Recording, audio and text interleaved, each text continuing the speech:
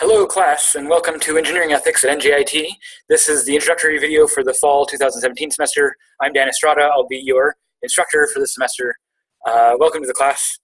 This introductory video will be just a very brief overview of what the course will offer in terms of the assignment schedule and your requirements. This is just supposed to get you started on the course and introduce you to the Moodle framework. If you haven't used Moodle before, you should be watching this on Moodle right now.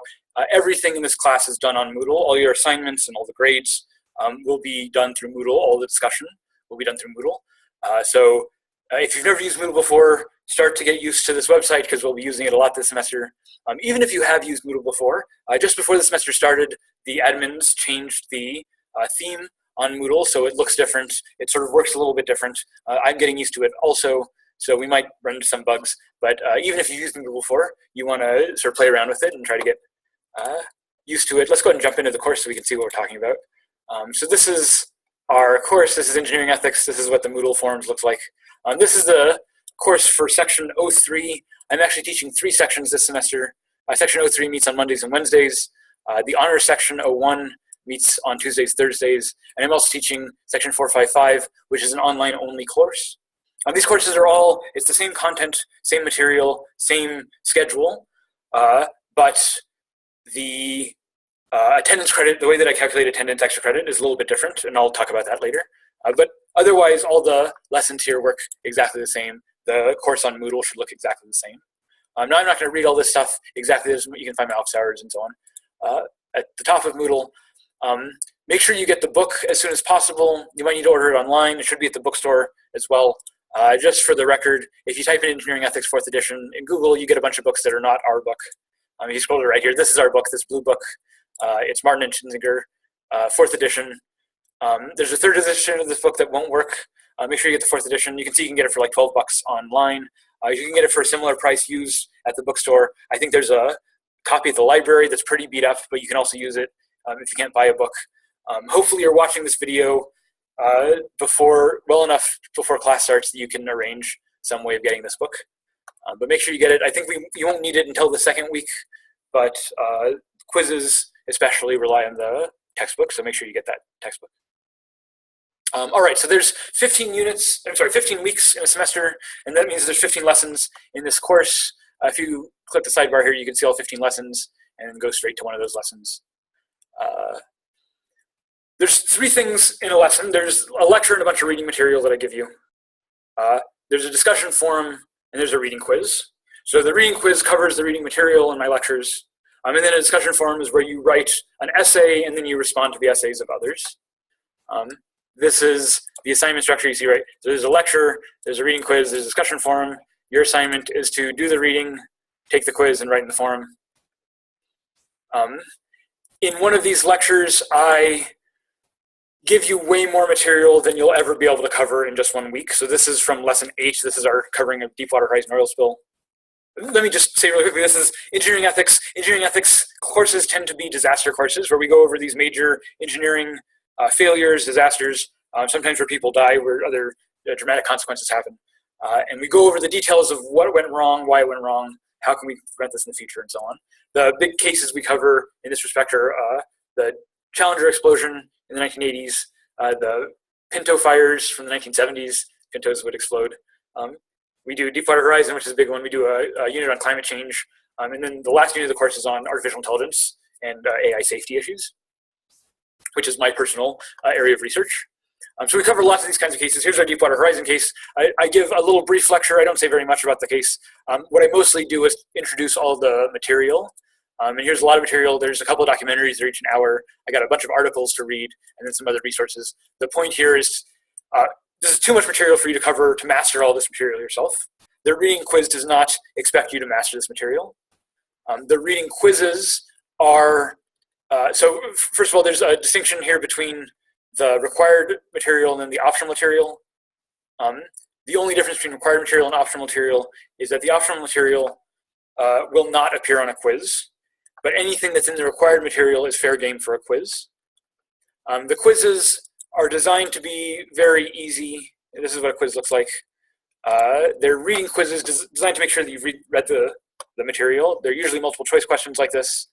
They're usually 5 multiple choice questions. A couple of the quizzes have short paragraph response essays that you have to write. They should be really quick. It shouldn't take you very long to answer these.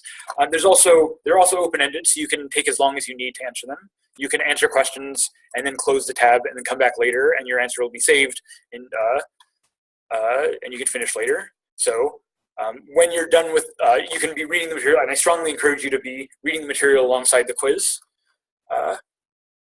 Control F is your friend. Right, sometimes these essays that I give you are 10 pages long. These articles that I give you are 10 or 20 pages long or even longer. I'm not expecting you to read that whole thing. I'm expecting you to skim it and understand what's going on, and in general to develop a picture of the cases in the lesson and the themes being covered by the lesson. So by the end of going through this material and taking the quiz, you should have some idea of what happened during the Deepwater Horizon oil spill. You should have some idea of what your interests are in this case and what you want to write about. So in addition to taking this fairly straightforward quiz, close that. You're also asked to write in the discussion forum.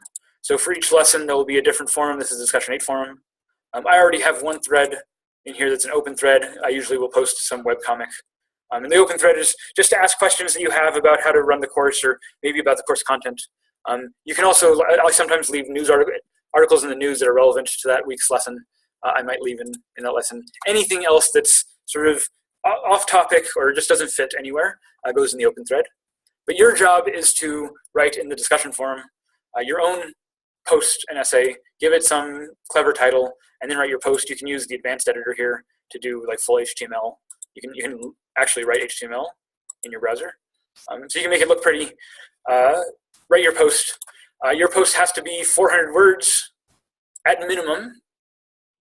You also don't have to write an essay. If you feel more comfortable doing a video essay where you load up a webcam and you talk to the camera for 4 or 5 minutes, that can also count as a video essay. If you're talking about the material, if your discussion is on topic and it actually shows that you've read and considered the material and did the work that you would do for writing an essay. If you want to do a video essay, that's perfectly acceptable, perfectly fine. There's instructions for how to do that online. But either one of these ways of doing a post, either a 400-word essay or 4-minute video at minimum, and then post that onto the discussion forum. Those posts are due on Friday along with the quiz. So quizzes and posts are due every Friday at midnight. Some students, Fridays are not good days for some students. Some people work all day on Fridays. Some people just don't want to spend their nights working for this class. It's totally reasonable and understandable, but the material is all online, so you can do this material well in advance of that due date. If Friday's not a good day for you, complete all your work on Wednesday or Monday or Sunday the week before, if that works for you. So you can work in advance of the deadlines, so don't work up to the last minute. That also means that I'm not going to be very lenient on sort of last minute errors or like your internet stops working on Friday at 11:50. I'm not going to be very sympathetic to that because you've had 2 weeks before that to do the work. So posts and quizzes are due on Friday. Your replies, so in addition to the post, you also have to do 2 paragraph length replies, 150 words or so, to other students' posts. The idea is that you give your own thoughts and then you listen to the thoughts of others. Those are due on Tuesday. So you have an assignment due on Friday, your big assignments are due on Friday, and then you have replies due on Tuesday of the following week. And that's the assignment schedule every week, except for lessons 10 and 11. Lessons 10 and 11 will be a research project that works a little bit differently. The assignment will be different. The details of that are in the syllabus, and I'm not going to talk about that now. But apart from lessons 10 and 11, where you do your own research project, looking into your own case, apart from those 2 weeks, every other week will be exactly this format. Posts and quizzes due on Friday, the replies due the following Tuesday. The lessons are a total of 100 points, the quiz is worth 20 points, and the discussion forum is worth 80 points total. That's 50 points for your post and 30 points for your replies, 15 points each. So 100 points each week. Their research projects are a little bit more than that, so 1,600 points total for the course. That's the basics. The late policy, just briefly, if you don't turn it in on the due date, you have a week to turn it in at reduced credit. So if you miss your post, you can turn it in anytime for the next week for reduced credit for a maximum of 35 points instead of 50. Replies are worth 10 points instead of 15 for a week after they're due. Quizzes will not be accepted after they're due, so quizzes have to be due by Friday or else you can't retake the quiz. But then there's this sort of grace period where you can get reduced credit for a week after the due date. And then after that week's up, then no more credit for any of this material. So that's a hard deadline. In lesson 15, at the end of the course, if you still haven't done your replies for lesson 2, you don't get to remake them, redo them. That's not an option. This is designed to keep us all on schedule and working on the same material as a class. What else do I need to talk about? I think that's it. All the other material that you need is in the syllabus, which you can get on Moodle. It's at the very top of Moodle. Oh, I should talk about attendance. Attendance for this class is optional. So I'm teaching 2 live sections and 1 online section. The online students don't have to come to class to listen to me lecture, so the live students won't have to do that. I'm not going to force anyone to come to class to listen to me lecture. Attendance is optional, and you receive extra credit for attending class. And there's going to be 2 ways of attending, really. There's going to be the live lectures, and then there's going to be the online hangout. Attending, and the way I'm going to do this is that any student in any of my sections can go to either live lecture or attend the online hangout and get attendance credit for that week. If you get attendance credit, the way that it works is that during the lectures and the hangout, I'll say a secret word, what I call a secret word, and then there's a little attendance quiz in each week where you can get your attendance grade, and you just say the secret word in the attendance grade. There's actually 2 forms of attendance here. One is if you're in the live lecture or the hangout, you'll get attendance credit there. Also, I will also upload, and you'll see on the website, right now there's 2 videos for each week. These are all videos from spring semester of last year, and I'm going to be updating all these videos. But one of these videos is a lecture that I do just talking about the material. It's about an hour. And then the second one is the hangout that I did for that week, where students can come and talk about the material. Often students come to ask questions about due dates and assignments and so on. Maybe some material. I will do just a tiny brief bit of lecturing in both the online hangout and in the live lectures, just to sort of refresh you on what the content is. But my goal in these, in both the live lectures in class and in the online hangout, is to encourage and stimulate discussion among peers. It's supposed to be another contact for engagement, both with me and with your fellow students. So if you attend any of these things, or if you watch my lecture on YouTube, you have an option to get this extra credit attendance. Now, that's a lot of, potentially a lot of extra credit that you can receive. And my justification for this is that I grade kind of harshly. My grading for the forums, especially and for the research projects, is pretty severe. And what I mean by that is that the grading rubric, and you can look at the grading rubric explicitly on the syllabus. The syllabus is it's like 14 pages long, but it has every detail that you need to know about how these assignments work.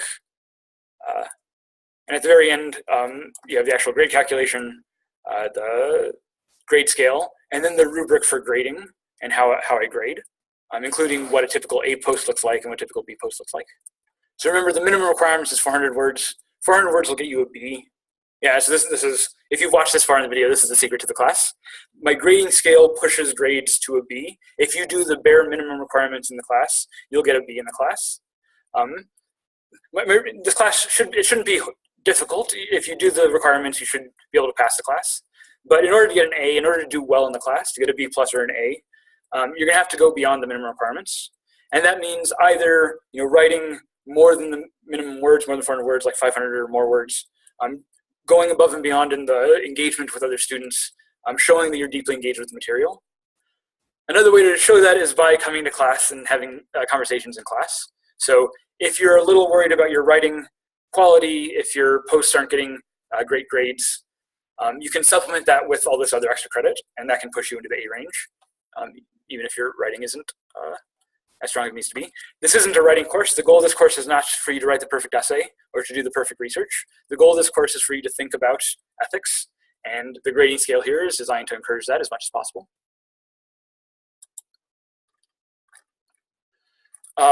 Everything else you need is on the syllabus, is on Moodle. Classes start on the 5th of September, which is a Tuesday.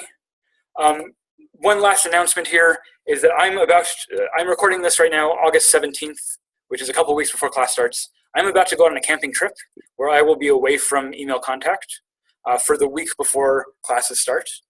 I will be back in email contact on September 3rd, and I'll be able to answer all your emails on September 4th.